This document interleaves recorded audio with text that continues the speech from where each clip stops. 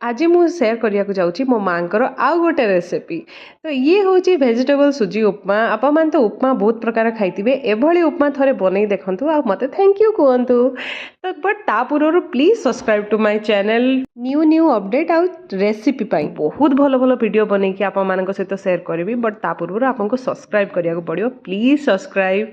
तो चलते स्टार्ट करवा जमी आप देखिले प्रथम मो माँ सुजी टे घी देकी भाजी नेले से मुग डाली देदेले तापर जी परिवा आप भल पाती से सब परिवा को आप काटी नेबे पियाज आउ करी पत्र दे ताको तेल रे भाजी नेबे से लुण देदेबे आउ ढांका दे टिके सिझे नेबे तापर पानी देदेबे पानी देकी ताको आउ टिके भल भाव सिझे नेबे ताकि रेडी टू इट हो पार।